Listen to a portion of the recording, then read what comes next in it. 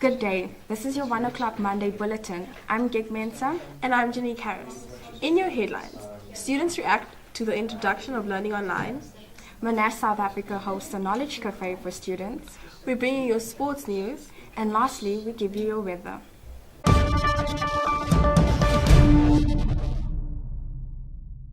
As a result of an increase in the use of the internet, Monash South Africa is introducing online classes.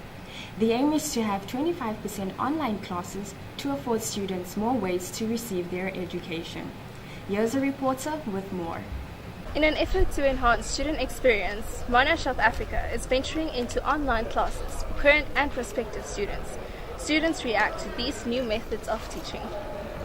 The future of interaction is always going to be mediated via the computer, and this campus is thinking in futuristic. There are very few things you can do now without going online. So you have to just get used to that idea. Not as if the entire learning experience will be online.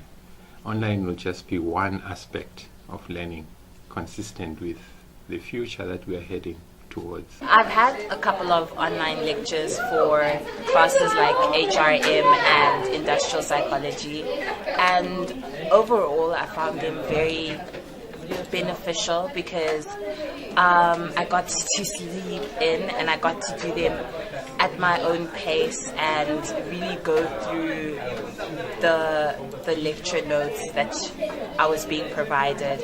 And even in the Zoom session that we had in HRM, I found it very beneficial because not only were we visually learning, but she was also there to facilitate and to help us if we had questions about the lectures. Online can be a good thing because it gives the student an opportunity to do independent learning and get a better understanding of what they are saying. But it can also be a bad thing in that there's no interaction between the lecturer and the student. In South Africa, internet usage has grown by almost 40% over the past 5 years, reaching nearly half of the population. Online learning is therefore inevitable. These online classes will offer students more flexibility in their studies. I'm Shanita Pretorius reporting for MoTV.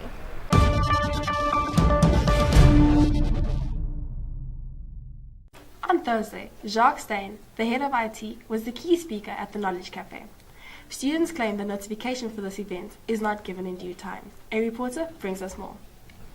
On Thursday, the 8th of September 2016, Monash South Africa hosted another discussion forum with various intellectuals from different universities.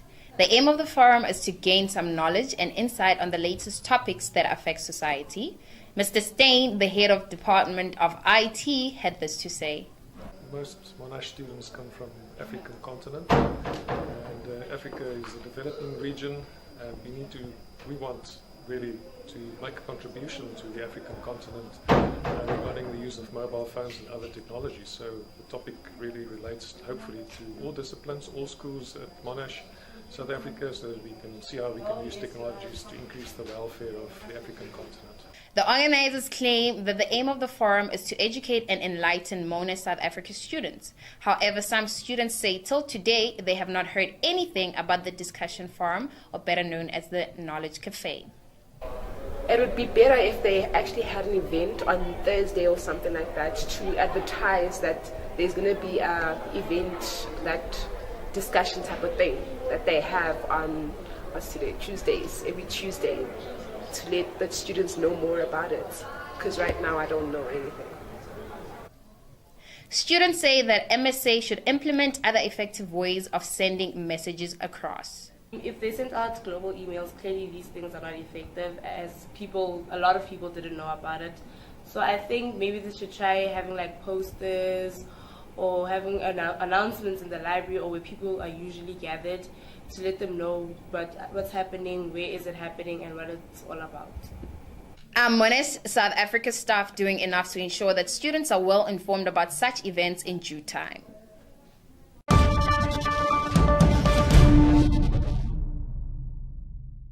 And now, here's your sports update.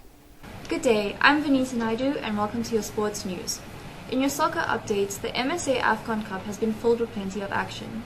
Saturday's round saw Malawi take a 2-0 defeat to Nigeria and a 4-1 loss to Eritrea. Later in the afternoon, however, the South African boys humbled Team Nigeria with a 1-0 victory. They also drew 1-1 with Eritrea.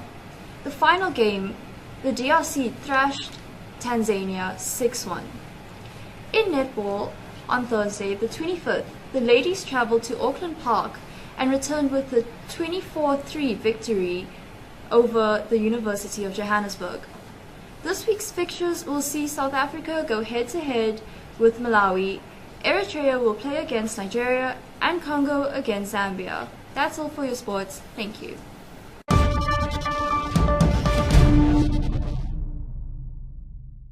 We now take a look at your weather forecast. Spring greetings to you all. I'm Masarati Mufugeng and welcome to your weather. It's a sunny week ahead with Monday kick-starting with a high of 26 degrees and lows of 13 degrees Celsius. Tuesday is mostly sunny, reaching highs of 28 degrees and lows of 14 degrees. Slight winds are expected on this day, so please do bring your jackets along. From Wednesday all through to Friday, make sure you wear your skirts, your shorts, bring a cap, some sunscreen, and make sure that you are ready for the temperature, as it is going to reach a high of 30 degrees and warm lows of 14 degrees Celsius. The weekend weather is perfect for a pool party and a spring braai, as temperatures are expected to reach a high of 29 degrees and low of 13 degrees. I'm Masarati Mufugeng, and that is the weather for this week. Thank you.